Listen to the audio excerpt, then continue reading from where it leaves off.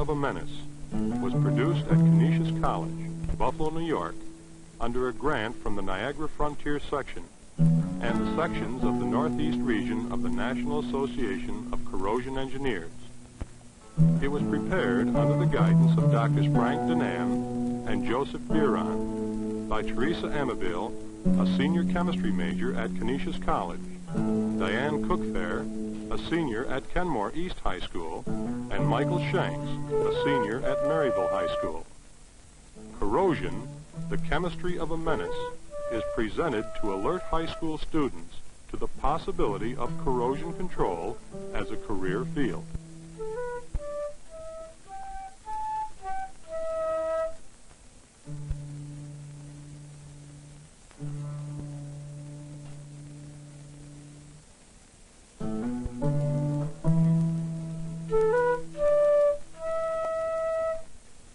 I didn't even know places like this existed. And this plant was operating just 12 years ago.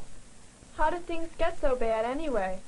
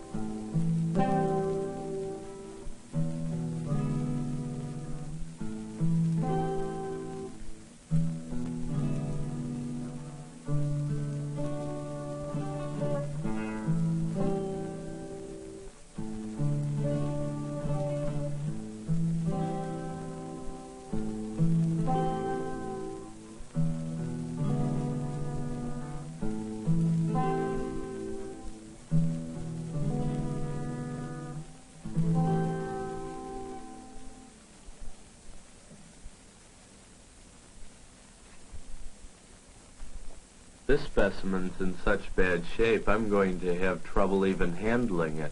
You mean for your project on corrosion? Uh-huh.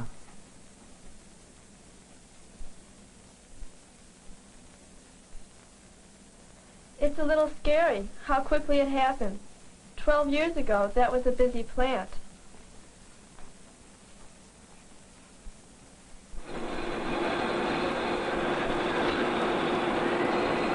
Well, corrosion is a very common problem.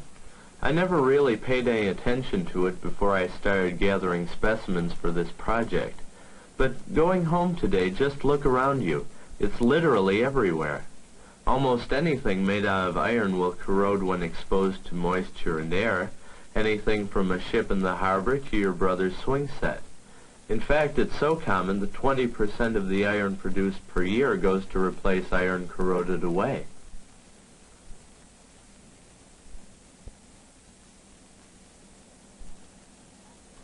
But if it's so common and so expensive, why doesn't someone just stop it? It's not that simple. Corrosion occurs almost anywhere there's moisture.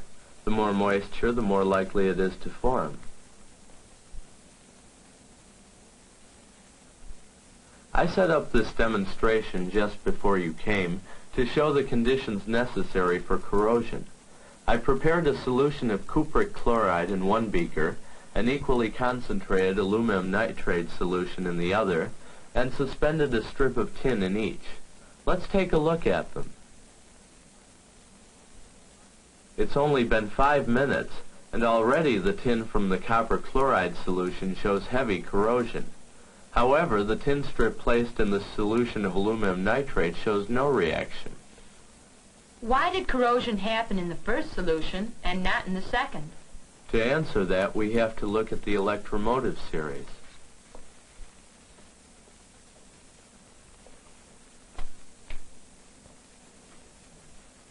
This series is a table showing the elements in order of reactivity, the most active being lithium at the top of the series.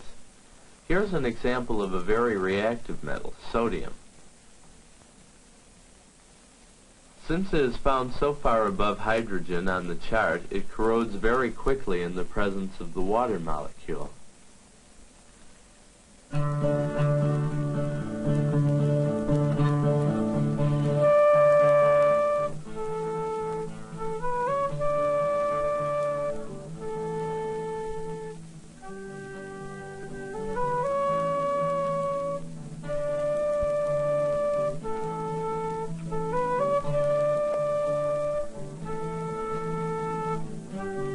Now find tin on the chart. It's below aluminum but above copper. That's why tin corroded in the copper solution but not in the aluminum solution. A metal can only corrode in the presence of one which is less reactive than itself.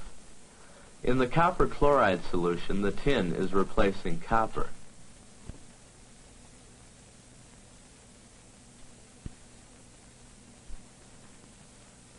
Tin starts with a charge of 0, loses 2 electrons, and ends up with a charge of +2. These 2 electrons are taken on by copper, which goes from a charge of +2 to 0. The copper is reduced, that is, it gains electrons, and the tin is oxidized, it loses electrons. The reduction reaction is a copper ion plus 2 electrons yields an atom of copper metal, and the oxidation reaction, an atom of tin metal minus 2 electrons yields a tin plus 2 ion.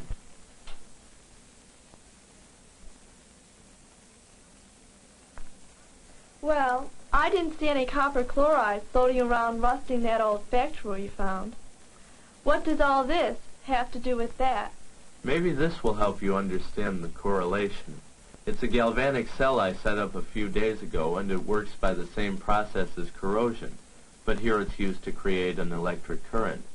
I placed a zinc strip in a solution of a zinc salt and a copper strip in a copper salt. The salt bridge allows slow passage of ions, a wire completes the circuit, and the voltmeter indicates electron flow.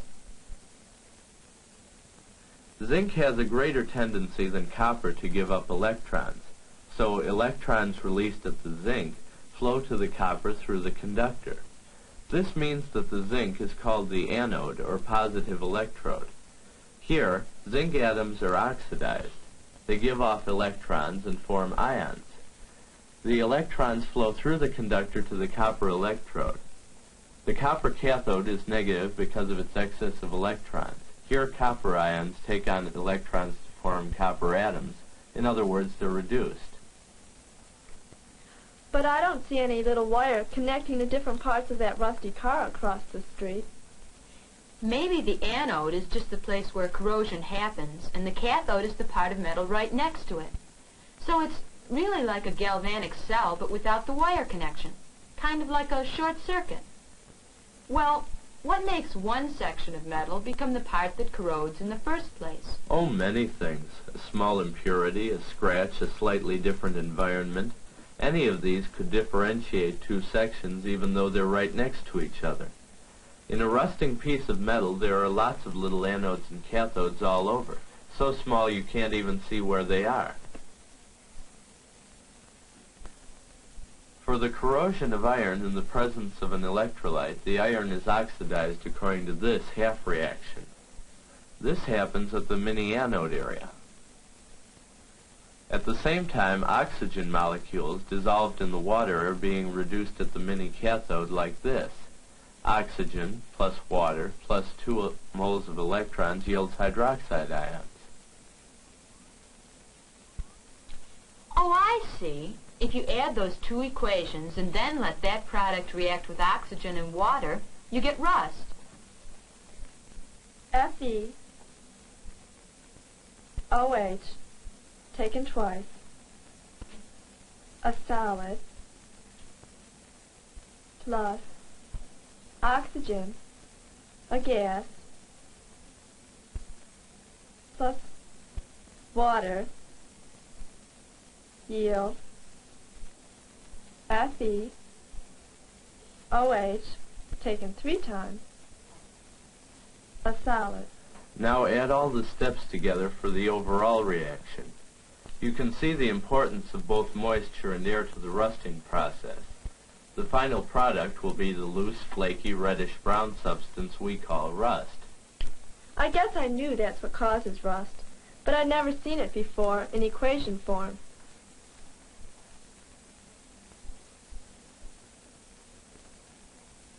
You said before that electrolytes are necessary for iron to corrode. I've forgotten what electrolytes are. An electrolyte is a substance whose water solution conducts an electric current. Common electrolytes are acids, bases, and salts.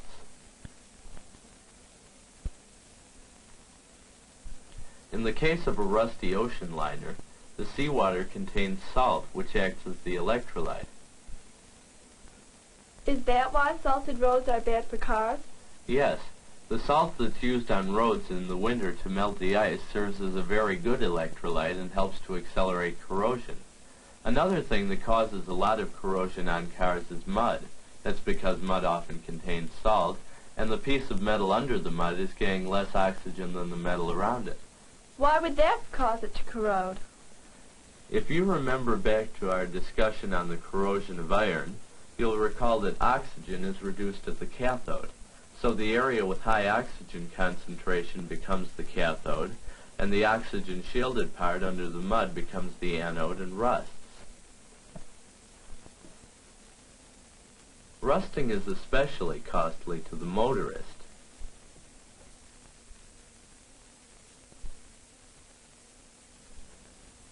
There, do you see that car outside? That motorist has a real problem. It looks like he's got almost every conceivable rust problem. Let's go out and take a look at it.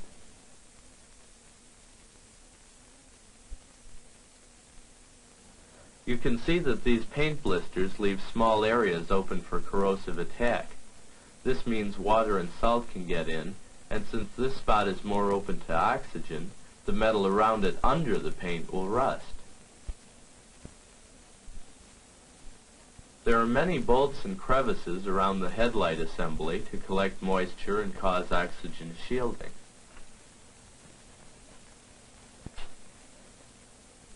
A number of areas of the car are involved in this problem, such as the joints connecting the bumper to the car body and the taillight cavities. Water collects between the floorboards and the mats and rusts areas near the door. And the wheels kick water up into the fender supports. In fact, any area that isn't uniform, like that crumpled fender, is a trouble spot. What can you do to keep cars from corroding? Well, first of all, you can dry your car after it's gotten wet, or at least leave it out in the open to dry rather than in an unventilated garage. This will keep the dampness out of the motor and other hidden areas of your car that are especially prone to rust. And many drivers are careless about opening their door into someone else's car. If your car is scratched with a parker's nick, get the scratch painted as soon as possible. Otherwise, rust may begin under the paint surface. Paint is a mixture of many different things. It includes a binding medium, that is, any substance which will stick to the metal surface as a thin film and prevent corrosion. Natural oils are often used in paint to protect the metal from direct contact with water and oxygen. Many auto paints also contain metals, such as zinc, whose oxides provide a protective film. Corroded trim also used to be a big problem, but new trim is stainless steel with an aluminum core. When corrosion starts, the aluminum corrodes and leaves the visible part rust-free. This method of protection uses what are called sacrificial metals. Zinc, aluminum, and magnesium are used to protect iron because they're more active than iron is. When placed next to it, they will become the anode and corrode rather than the iron. Here's a demonstration I set up several days ago to show the action of sacrificial metals. In a liter beaker, I placed some soil and saturated it with water. For the sake of accelerating the corrosion, I added some salt. Next, a strip of magnesium and an iron nail were connected by a conductor and both were inserted into the soil. Here's what happened. The more active magnesium became the anode and corroded preferentially to the iron. This method is used to protect underground pipelines. Is there more than one kind of corrosion? Yes, there are many different types. The simplest to talk about is uniform attack, where there's an even depth of corrosion over the metal surface. Then there's cracking, which is due to the joint action of corrosion and mechanical stress. I visited Arizona last year, and I didn't see anything like this. How come? Well, first let's review the conditions necessary for corrosion. Of course, moisture, oxygen, and an electrolyte are necessary. Also, the metal corroding must be more reactive than the element it's replacing in solution. Finally, the area with lower oxygen concentration will become the anode, while that with more oxygen won't rust at all. Recent studies reveal that pollution also has a serious effect on corrosion. One study showed that an industrial community has 17 times as much rust-producing fallout as one of identical size without heavy industry. When chemical waste is dumped into lakes and rivers, they become much better electrolytes because of the acids, bases, and salts in industrial wastes. Also, sulfur oxides in the air form sulfuric acid in the presence of water vapor. Let's take a look at a map which shows where all these conditions are worst in the United States. The degree of corrosion depends mainly upon the humidity and pollution levels in an area. Therefore, the coasts and areas around the Great Lakes are prone to the most severe corrosion. Along the southeastern coastal cities, such as Norfolk, Charleston, and Miami, the corrosion is bad because of high humidity. The northeastern coastal region, including New York City and Boston, are problem areas because of high humidity and industrial fallout. The next most corrosive area is immediately adjacent to the coasts, cities such as Seattle, Portland, and Washington, D.C., and the large section between the Great Lakes region and the southern coast. Here there is high humidity and industrial fallout. Corrosion is more mild in the areas adjacent to the ones just mentioned, and western states like Utah, Arizona, and New Mexico are most free of corrosion because the air is very dry and there's no great industrial fallout problem. But corrosion is still very serious almost anywhere you go. Throughout the world, corrosion engineers devote all their research to this problem and its solution. You've mentioned a couple methods of protection from corrosion. Are there any others? There is one important method of protection I haven't mentioned. Some metals are protected just by the nature of their corrosion products. For instance, a piece of aluminum can be polished so much that it may be used as a mirror, like the one in that restaurant across the street.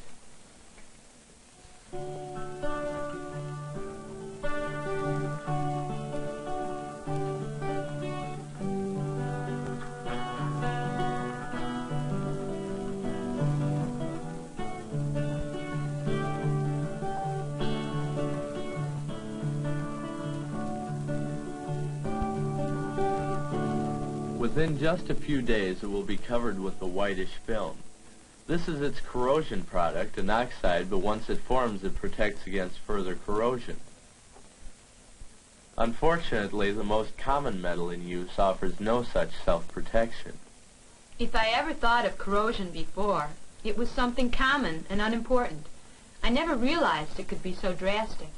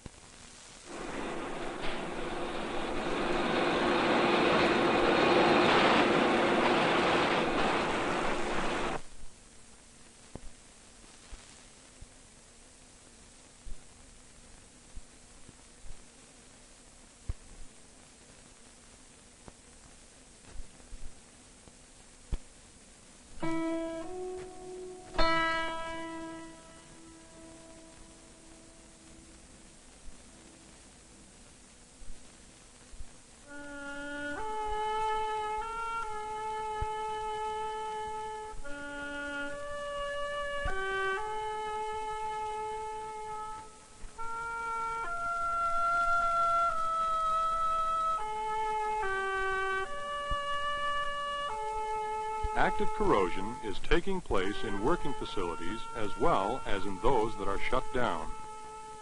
The discipline of corrosion control is infinitely more complex than has been shown in this film. The control of corrosion through the